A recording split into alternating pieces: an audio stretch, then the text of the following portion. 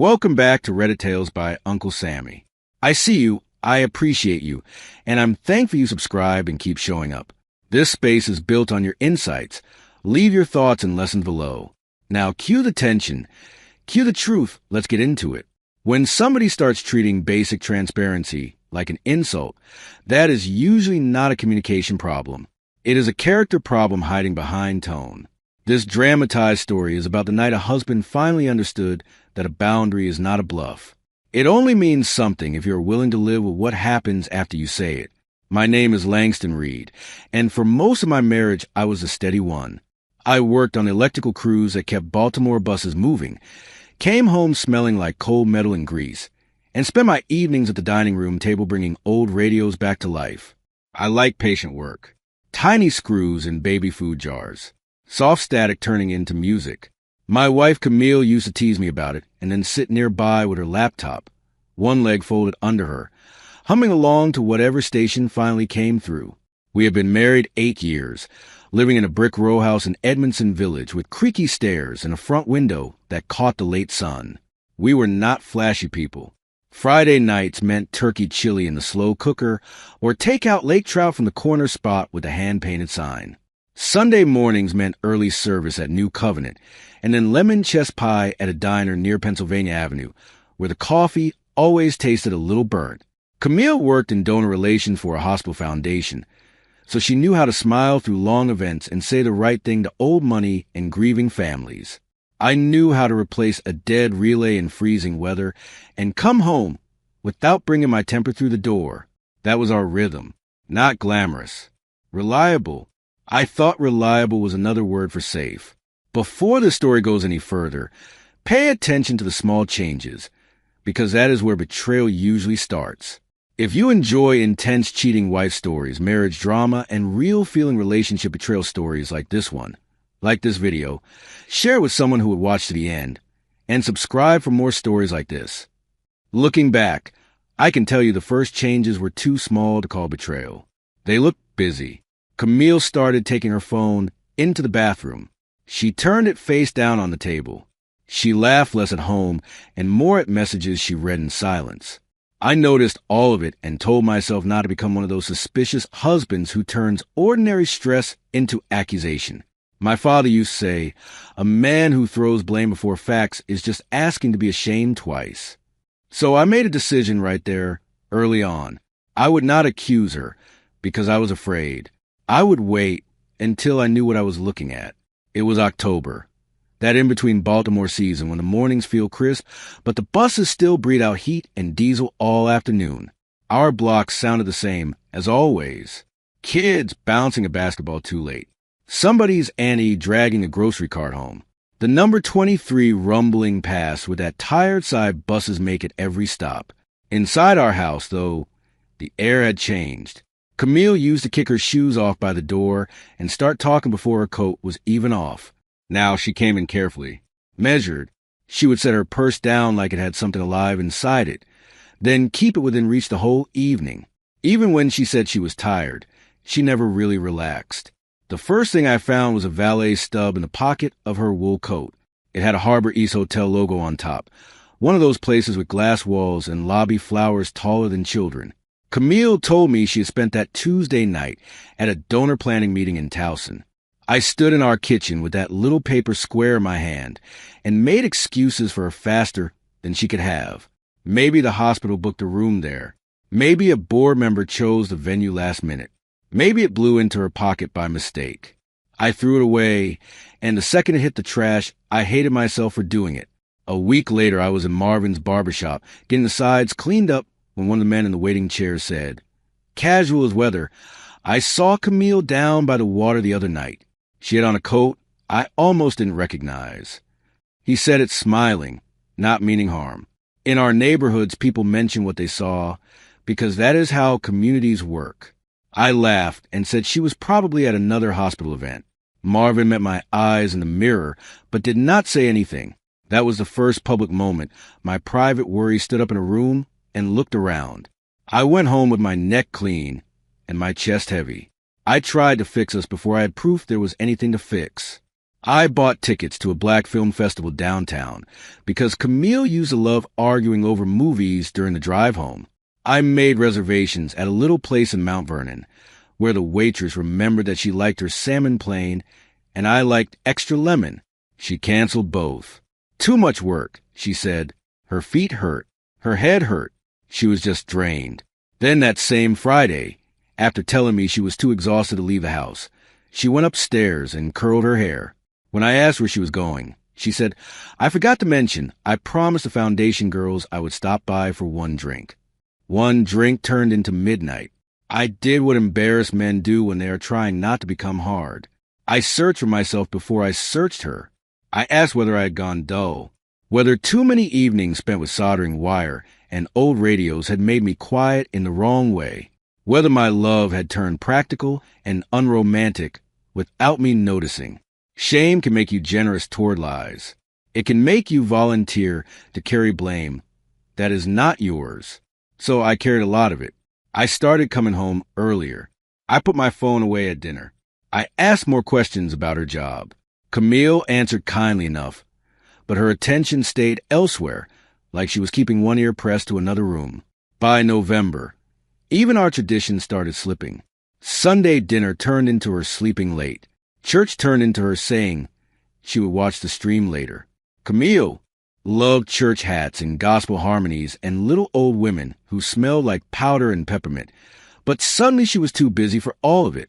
One Sunday I came back with 2 slices of pie boxed up for home. She thanked me, kissed my cheek, and barely touched hers. That bothered me more than the cold pie in the refrigerator. It was such a small thing, but marriages break in the small places long before they crack in public. I knew that. I just did not know mine was already leaning. I suggested counseling on a Wednesday night, while rain clicked against the kitchen window. I kept my voice gentle, because I was not trying to win. I was trying to reach her. Camille stared at me for a second like I had insulted her intelligence. "We do not need counseling," she said. "We need a week where nobody is asking anything from me." I could have pushed then. I could have said a wife hiding her phone and disappearing on weekends was not normal stress. Instead, I backed off because I still want to believe tiredness was a villain, not dishonesty. That was another choice I made, not because it was wise, because hope often looks wiser than it is. The first person who said out loud that something felt wrong was my sister Tracy. She invited us to her house for a Saturday fish fry in early December. Tracy lived in Woodlawn in a narrow townhome that always smelled like lemon oil and camera equipment because she shot legal depositions and training videos for law firms all over the city.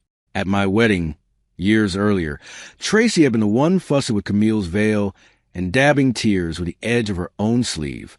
That day at the fish fry, while everybody else talked over spades and potato salad, Tracy watched Camille check her phone under the table and said nothing until she walked me to my truck. "I do not know what is going on," Tracy said, leaning against my fender in her house slippers, "but busyness does not make people hide their screen." She was not dramatic by nature. That is what made her hard to dismiss. Tracy saw detail for a living.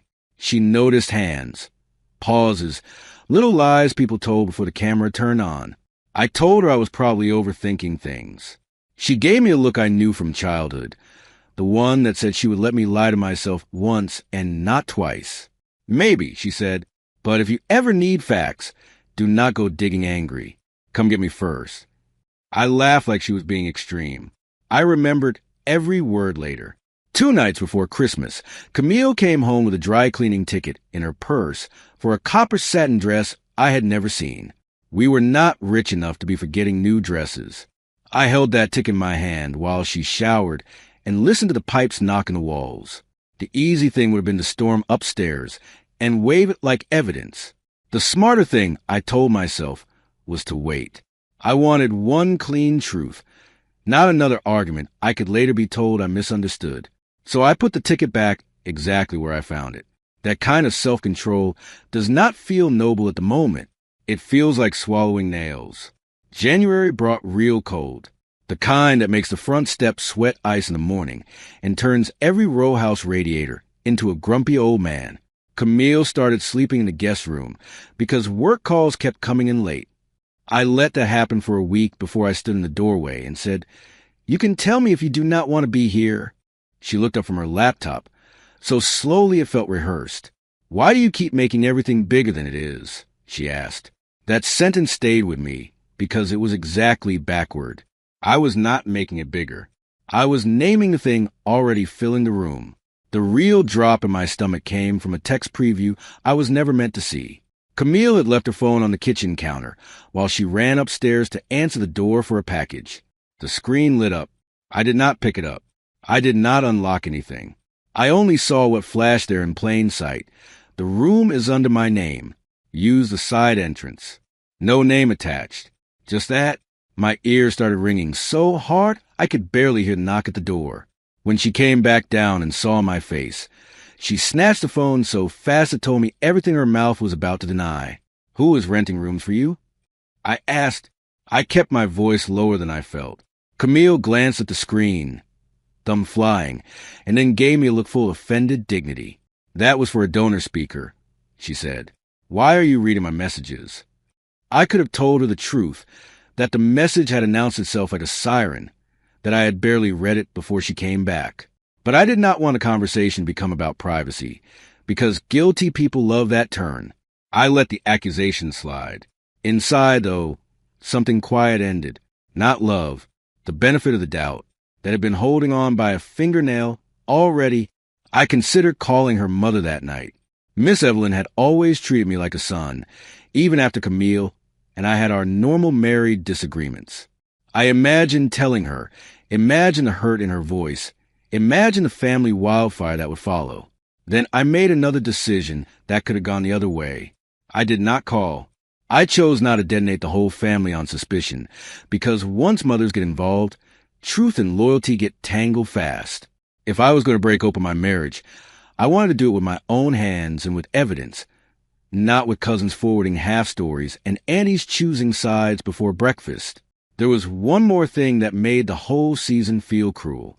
While we were drifting, I kept restoring a 1949 Zenith tabletop radio that I had found in an estate sale in Pikesville.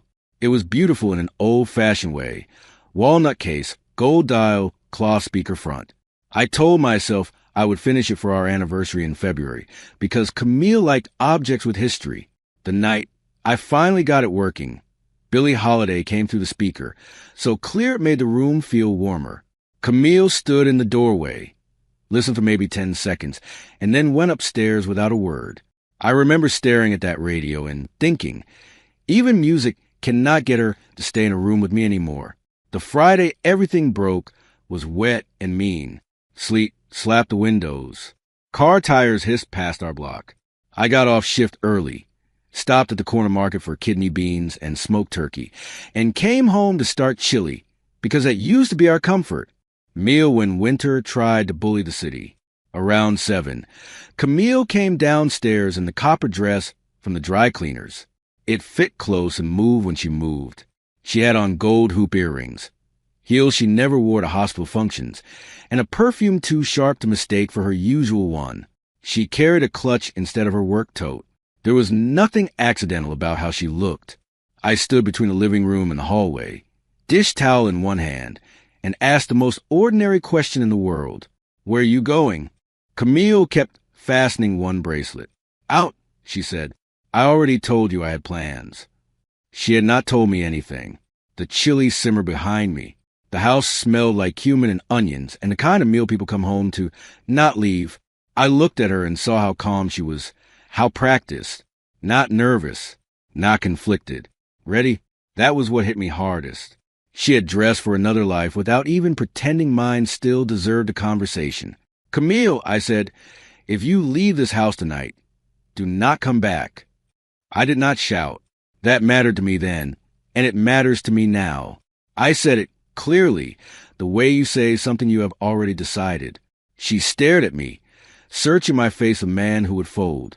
"Do not do this," she said, and it came out annoyed, not wounded. "I am not your child." "No," I said, "you are my wife. That is why this matters." For half a second I thought she might sit down, take the earrings off, and choose home. Instead she picked up her clutch, brushed past me, and opened the front door. The latch clicked behind her like a judge tapping wood. I stood there a long time, listening to her heels on the porch, and then her car pulling away through sleet. I could have chased her. I could have jumped in my truck and let anger decide how the night went. That would have been easy and stupid.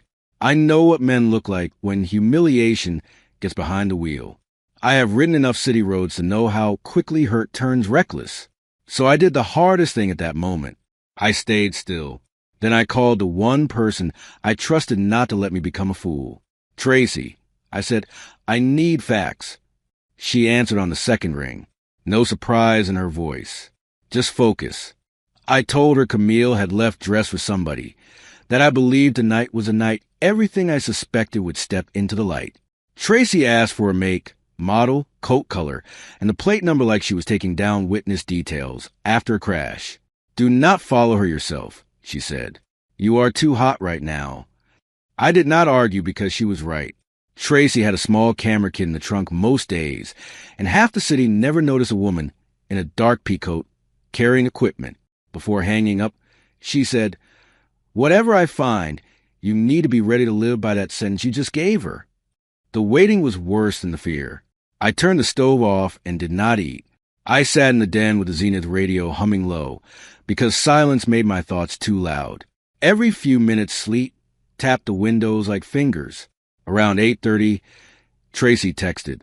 She is downtown, Harbor East, parked at a boutique hotel. 10 minutes later, another message came with a photo. It was grainy because of the weather, but not so grainy I could lie to myself. Camille, copper dress under a camel coat, stepping out under the awning. A man met her there with an umbrella. Even before I zoomed in, I knew his walk. Clifton Marsh had been in my house. That is the thing people do not talk about enough when they talk about betrayal. Sometimes it does not come from a stranger. Sometimes it comes wearing your community's face. Clifton was an insurance broker with polished shoes, good teeth, and a side role at church playing hand drums when the youth choir got lively. He had eaten my chili, joked about the ravens in my living room, and once borrowed my ladder after a storm. The photo showed him reaching for Camille's elbow the way a man does when he already knows where a woman likes to be touched.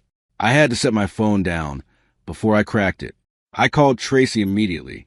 She answered in a whisper. I am inside, she said. There's live jazz in the lounge. They are not tucked away. They think they are safe. I asked if she had enough. She said, I have them entering together, being seated together, and him kissing her hand like this is a scene from a bad movie. If you come calm. I started for my keys and then stopped. This was another fork in the road. I could burst in with nothing but rage and turn myself into the story. Or I could wait until the truth was fully captured and walk in with control. I chose control because chaos helps liars. The drive downtown felt unreal. Baltimore glowed and dripped around me. Storefront reflections trembling in the wet pavement. Brake lights stretching red across the harbor roads. I parked in a garage that smelled like concrete and antifreeze and took the elevator down with my jaw set so tight my teeth hurt. Tracy met me near the hotel lobby, camera strapped across her chest. Her expression flat in that way she gets when feelings would only mess up the shot. You sure? She asked. She still gave me that final chance. Yes, I said, and my voice sounded older than I felt. I need to see them with my own eyes. The lounge was all warm amber light and polished wood. Too soft a room for something so ugly. A woman in black was singing old standards near the piano. Glasses clinked. Couples leaned toward each other over candlelight. And there they were, Camille and Clifton, in a curved booth near the window, close enough that their knees touched. Camille was laughing with her head tilted the way she used to laugh with me before life got practical.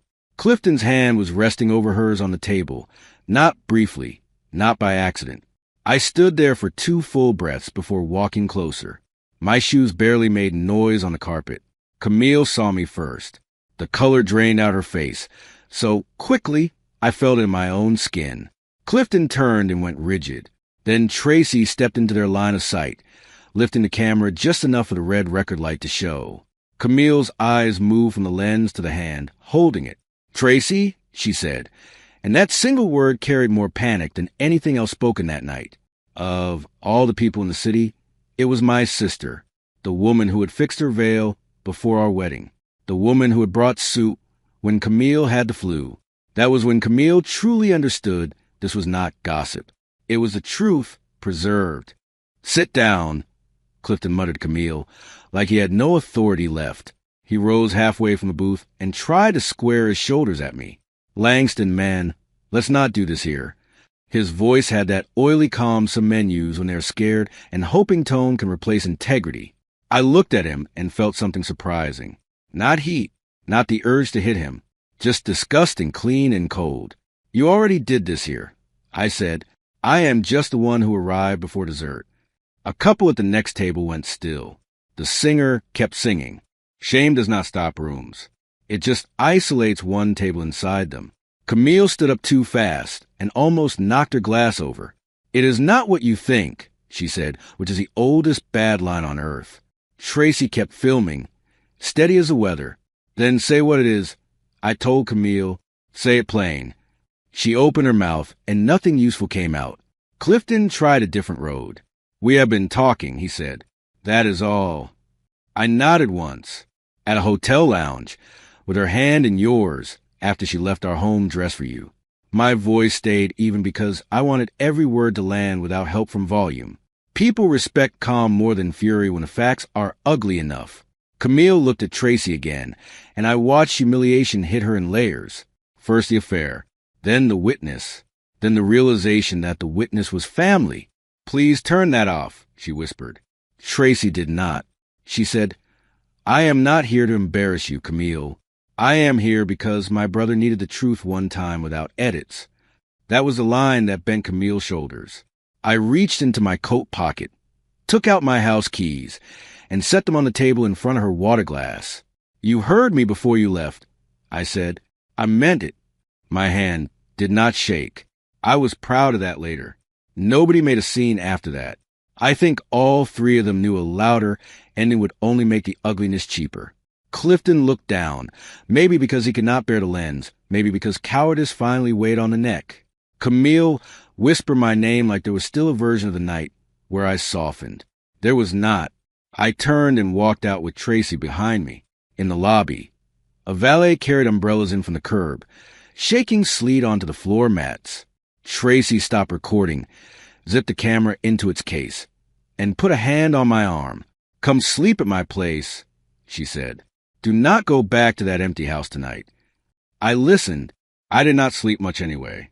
Tracy gave me her guest room and a mug of peppermint tea because she always believed hot things solved part of any problem. I lay awake staring at a framed photograph from her own wedding and thinking about how quickly a marriage can become paperwork in your head. Not all at once. In installments. A valet ticket. A dry cleaning slip. A text about a room. A copper dress in winter. By dawn, I knew I was not going to spend the next day arguing over definitions with Camille. Affairs survive in fog. I wanted clear air, even if it cut. So before breakfast, I called a family law attorney Tracy had worked with before. Camille started calling around 6:30. At first, I let it ring because I could not trust my voice. Then she texted that she was outside our house and did not know where to go. I drove back around 9. She was on the porch in the same copper dress under my old Raven's blanket, mascara gone, hair damp from sleet and tears. I unlocked the storm door, but left the main door shut behind me. That little barrier mattered. "Where did you sleep?" I asked. She looked down. "At a friend's." I held her eyes and waited. "At Clifton's Hotel," she corrected. The truth came out like it hurt to drag it over her tongue. Good. It should have. She asked to come inside. I told her no. Another version of me might have let her out of habit, out of mercy, out of weakness dressed as kindness. I did not because I knew once we were standing in our kitchen again, near our magnets of male and ordinary married objects, she would start speaking as if routine could cancel evidence. "I will box up your things," I said. "You can stay with your mother or your cousin Denise. Those are your options for me." Camille cried harder at that, not dramatically, just with the stunned sound of somebody hearing consequence in a human voice. She kept saying, "Please, please, let me explain." I kept saying no. Telling Miss Evelyn was one of the hardest conversations I have ever had. I drove to her apartment on the west side because some news should not be delivered by phone. She opened the door in a housecoat and church socks and knew from my face that something had broken. I did not show her video. I did not give her every detail. I only said Camille had been unfaithful. I had proof, and the marriage was ending. The older generation hears pain differently. Miss Evelyn did not scream. She sat down hard in her recliner and covered her mouth. I raise her better than this, she said. That sentence hurt more than if she had blamed me. The practical part started fast. The attorney, a careful woman named Denise Holloway, told me what mattered and what did not. The video mattered. Bank records mattered. Hotel charges on the joint card mattered. My heartbreak, while real, was not a legal category. That was sobering in its own way. Denise asked whether I wanted to embarrass Camille publicly or end the marriage with as little extra damage as possible. I had to think about that. I could have turned the video into a family scandal by lunchtime. I chose not to because humiliation is not the same as justice. I wanted out, not applause. So the recording stayed with my attorney and with Tracy, nowhere else. When Denise subpoenaed account records, a fuller picture appeared. Clifton had not just been a one-night mistake. There were restaurant charges stretching back 4 months, cash withdrawals near his office, and a weekend spa bill from the day Camille told me she was volunteering at a youth fundraiser. I sat at Denise's conference table looking at those statements while a copier worked somewhere down the hall. Numbers can be cruel because they do not blink. Every charge was proof that deception had a schedule. I felt embarrassed by how long it had been happening, then angry at myself for feeling embarrassed. Her choices were not evidence of my stupidity. They were evidence of her willingness. Camille wrote me 2 letters during that first month apart. She left them in my mailbox because I would not meet in person. In the first, she said the affair had started as lunch, after church committee meetings, that she had felt unseen and unheard at home, words people often use when they want language softer than betrayal. In the second, she admitted she liked the thrill of being desired by someone with no bills, no chores, no shared grief, no real history. That part at least was honest. Affairs are often less about love than about edited reality. I read both letters at my kitchen table and realized accountability still had not fully arrived in her voice. I did not come out of those weeks looking perfect. I had my own hard truths to face. I can withdraw when I am hurt. I can disappear into work and little repair projects instead of naming what I need. Sometimes I make mistakes. Therapy helped me say that without turning it into an excuse for Camille. A marriage can have dry places, unmet needs, boring seasons. Plenty of marriages do. That still does not make a side entrance to a hotel into communication. I had to learn the difference between self-examination and self-erasure. One helps you grow. The other helps cheaters keep the moral center of the story where they want it. Anywhere but on themselves. Word traveled because of course it did. Black Baltimore can feel big on a map and small by Sunday afternoon. I heard that Clifton stopped coming to choir rehearsal before I ever saw him removed from the church bulletin. Somebody's cousin told Marvin at the barbershop that Clifton was taking time away. Men who do dirt always want dignified wording once the bill arrives. I never stood up in church and exposed him. I met privately with Pastor Ryan and gave him what he needed. Not gossip. Facts. Later, Clifton was quietly taken off the finance committee and the music rotation. That was enough for me. I did not need a public stoning. I needed the lies to lose their stage. The house changed shape after Camille moved out. Not physically at first. Emotionally. There was more room in every doorway and more silence in every room. Some nights I hated that silence. Other nights it felt earned. I boxed her books carefully, wrapped a framed wedding photo in a newspaper, and took down the copper-colored throw pillows she had insisted made the den look grown. Tracy came by on Saturdays with coffee and refused to let me sink into bitterness. She would sit at the table while I worked on the Zenith radio and talk about anything except Camille until I was the one to bring her up.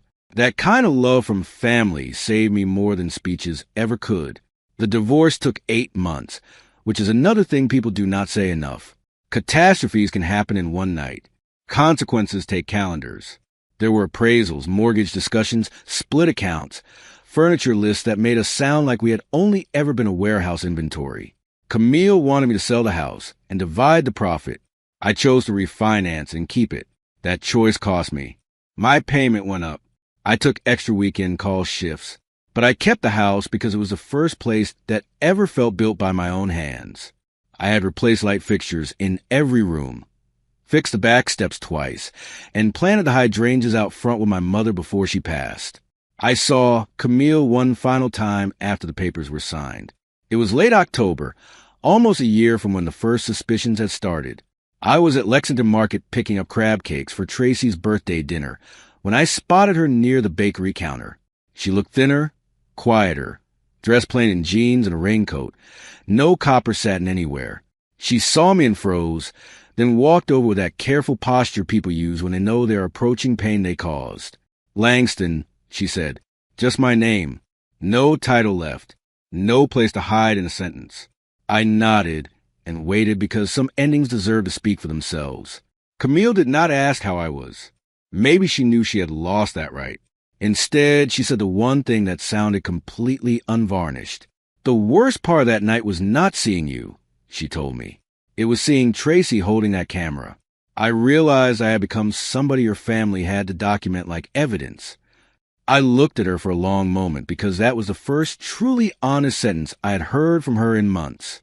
"Yes," I said, "that was the worst part." She cried quietly, standing there with shoppers passing and bakery boxes changing hands around us. Public places do not stop grief. They just make them mind their manners. She apologized again, and this time I believe she meant it, believing her changed less than she probably hoped. I told her I was sorry too. Sorry for the dry places I had allowed in our marriage. Sorry I had not spoken up sooner when the distance first became a pattern. But I also told her plainly that remorse does not rebuild trust by itself. Trust is ordinary and expensive. It is built in unlocked phones on the counter, in boring honesty, in saying we are going and then going there. It is built in choosing home when the easier thing is ego. We stood there in a market with the smell of bread and fryer oil between us, and I felt no desire to go backward. Life after that was not some movie ending where I suddenly became glowing and wise. It was slower, better in ordinary ways. I started sleeping through the night again. I put the guest room back together as an office. I said yes when co-workers invited me to a Ravens watch party instead of always hurrying home to a house full of tension. On Sundays, I still went to New Covenant, though I sat on the other side for a while. Eventually, the whispers died down, as whispers do when people find new things to do with their mouths. The Zenith radio stayed in the den, and sometimes on cold evenings, I would turn it on just to hear proof that broken circuitry can become music again. The sentence I said at the door that night sounded harsh, even to me, when it left my mouth. For a while, I replayed it and wondered whether I'd been too final, too proud, too quick to make myself judge and jury. But then I would remember the copper dress, the hotel text, Clifton's hand over hers, and Tracy behind the camera preserving the truth because nobody else in that moment would. A boundary spoken late can sound sudden to the person who ignored all the earlier signs. That does not make it cruel. It makes it overdue. I learned it the hard way, and I do not think I will ever unlearn it. If the story proved anything, it is that one ignored red flag can cost you your peace. If you want more original cheating wife stories, marriage betrayal stories, and first-person relationship drama,